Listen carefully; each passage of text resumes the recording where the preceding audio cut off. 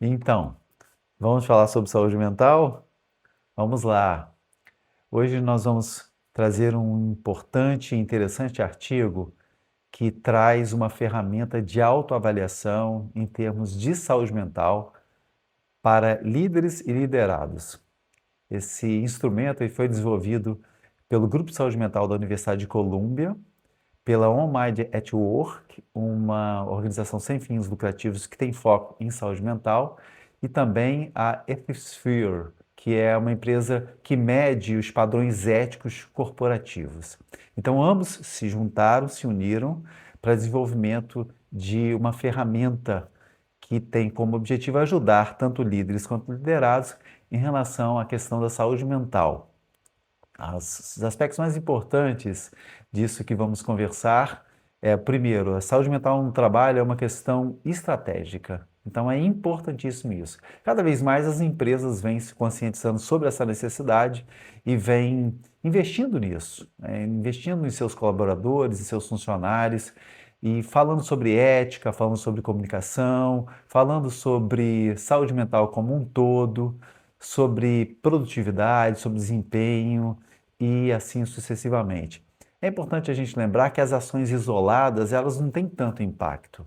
Então é preciso a gente pensar de uma forma mais conjunta, de uma forma mais integral em relação à questão da saúde mental, pensando sobre a possibilidade e a necessidade de treinamentos, de palestras, de serviços de psicoterapia, de treino de resiliência, por exemplo, novamente de comunicação, para que as pessoas elas consigam ver, dimensionar a saúde mental como um aspecto mais global, diríamos assim. Os autores do artigo, que são os mesmos que vão propor a ferramenta, eles trabalham com 3 P's. A primeira é a proteção, ou seja, buscar eliminar ou reduzir os riscos psicossociais. No trabalho, por exemplo, seria uma comunicação tóxica, por exemplo, ou uma liderança tóxica, ou seja, buscando reduzir esses riscos psicossociais.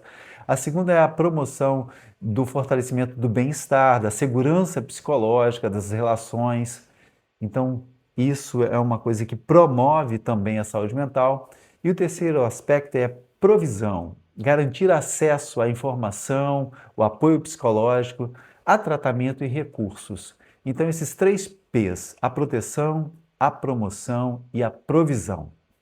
O artigo também, ele vai trabalhar com 10 áreas eh, organizacionais fundamentais. A primeira é a estratégia de saúde mental. Veja que interessante, a primeira área, ou seja, o que que as empresas têm feito nesse sentido, em termos de promoção da saúde mental. A segunda é liderança.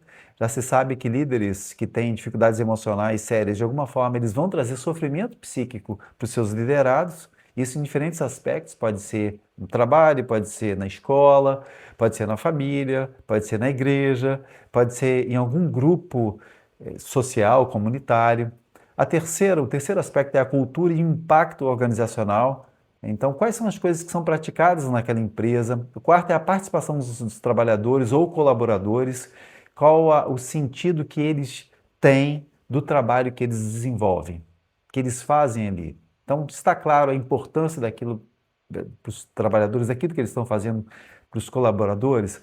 O quinto aspecto é o desenho e ambiente no trabalho. Será que as rotinas são rotinas pensadas no sentido de minimização dos riscos psicossociais, em termos, por exemplo, de estresse, em termos de burnout?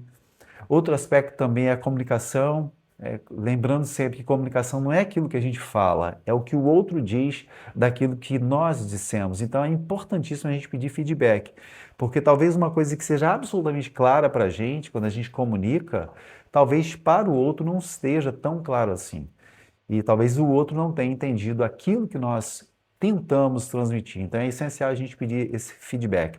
Uma outra coisa é a formação em saúde mental através de treinamentos, através de palestras, através de cursos. Então tudo isso deve ser oferecido para que as pessoas vejam a necessidade do desenvolvimento também em saúde mental. Outra coisa são os recursos e benefícios.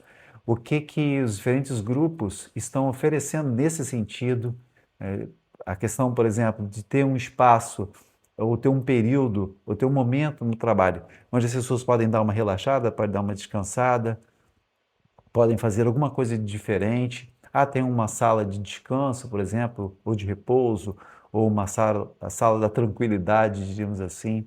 Uma outra coisa é a prática de emprego relacionadas, práticas, ou seja, práticas que têm a ver de uma forma saudável em termos de contratação, em termos de desenvolvimento, o que que o serviço, o que que a empresa, o que que a liderança ou as lideranças estão oferecendo para os liderados em termos de desenvolvimento como um todo. E uma última coisa, a décima, seria a medição, a monitorização ou o monitoramento e divulgação dos resultados em termos de saúde mental. Você sabe, por exemplo, quantas pessoas não estão bem ou não ficaram bem no seu espaço de trabalho no último mês, no último semestre? O que que foi feito para que essas pessoas se sintam de uma forma melhor e sejam reinseridas, por exemplo, no trabalho? Como é que está o acompanhamento dessas pessoas que foram afastadas por algum motivo psicossocial? Então, são aspectos importantíssimos. Então, o desenho do trabalho, ele é importantíssimo. Voltando um pouquinho. Nós sabemos que a carga excessiva de trabalho, uma autoestima diminuída, os horários imprevisíveis, uma insegurança laboral onde as pessoas são, às vezes, constantemente ameaçadas de serem demitidas por conta de algumas questões, conflitos, assédios, tudo isso tem a ver com um impacto muito negativo relacionado à saúde mental e, consequentemente, riscos à saúde mental dos colaboradores ou das pessoas daquele grupo. Então, esses aspectos eles precisam ser vistos de uma forma melhor, mais detalhada. Os autores, eles vão propor o índice de saúde mental no trabalho, os autores desse artigo, né, dessas três instituições citadas no começo. E é um instrumento de autoavaliação que permite às organizações identificarem lacunas, brechas, problemas e avaliar o grau de maturidade das práticas da própria organização e definir as prioridades. Geralmente, óbvio, é aquilo que está trazendo mais sofrimento para os colaboradores. Por exemplo, são as lideranças, é a carga de horário excessiva, carga de horário, não, a carga de trabalho excessiva é um horário instável. Quais são os aspectos que precisam ser, entre aspas, atacados inicialmente, confrontados, enfrentados inicialmente, para que aquelas situações elas sejam resolvidas a curto prazo ou a curto a médio prazo. Nem sempre a empresa consegue reagir de uma forma muito rápida, no sentido de ajudar de uma maneira imediata, sendo que a proposta não é apenas o reparo, antes disso, é a prevenção. Mas existem também, os autores vão indicar isso, algumas limitações em relação àquilo que eles escreveram, como, por exemplo, não há muitos estudos relacionados a essa questão de programas organizacionais com foco em saúde mental amplos e integrados. Então, fica o incentivo dos autores para que outros grupos eles se proponham a se debruçar sobre essa questão, tanto de líderes quanto de liderados, e vejam quais são os aspectos que podem ser melhorados. Então, em relação ao que nós queríamos transmitir no vídeo de hoje, é isso. Me chamo Marcos, sou psicólogo, neuropsicólogo, mestre em saúde mental e doutorando em neuropsicologia pela Universidade de Coimbra. Se você gostou do vídeo, comente, curta e compartilhe. E cuide-se, lembrando-se sempre, emocional melhor, vida melhor.